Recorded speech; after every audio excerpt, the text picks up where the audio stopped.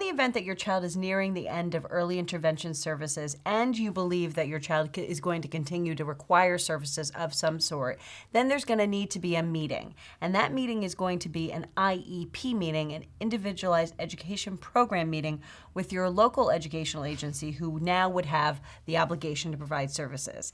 And basically at that meeting, your school district is trying to figure out, is your child eligible for special education and related services under the IDEA's provisions for school-age children? So Jen, let's talk about the people who should be at that meeting. The people who should be at the meeting are the service providers who have been involved in your child's IFSP, the Individualized Family Service Plan. The other people who should be involved in the meeting are those people who are part of the school team where your child might be going to school if he or she is eligible to receive services under the IDEA, the Individuals with Disabilities Education Act.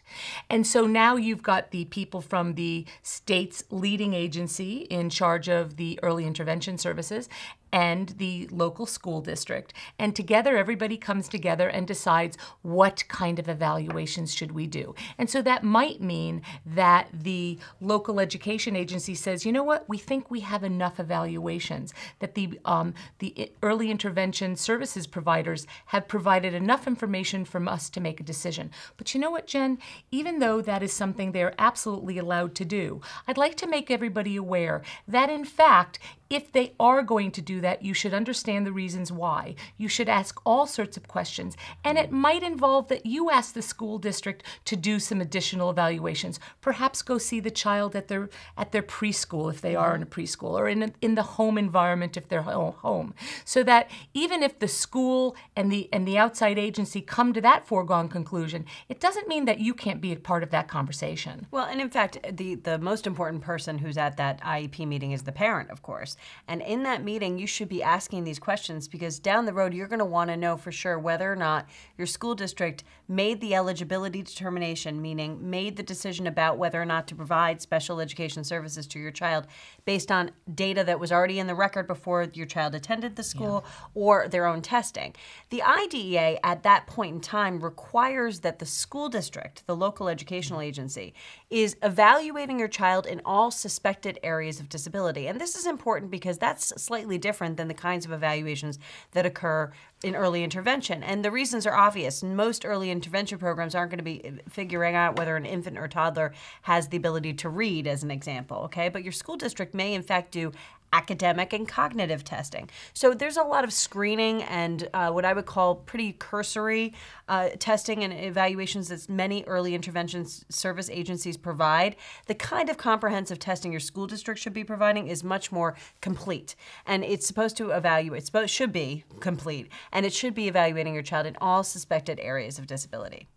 Now, the other tip that we'd like to give you is that when you're when you're involved in that process of going from the early intervention services and perhaps into the local school agency because your child is going to receive services, you want to have an understanding of what the programs are. And so as a parent, you should feel absolutely free to say, you know what, I'd like to go understand what all my options are. Can I go look at the preschool program? Can I look at whatever program they might want you to see? And so that's another really good tip. You know, and don't get stuck in that process. And the school district may say to you, and they should say to you, well, if your child came, the program would be different because, of course, we hope that the child's program is going to be individualized.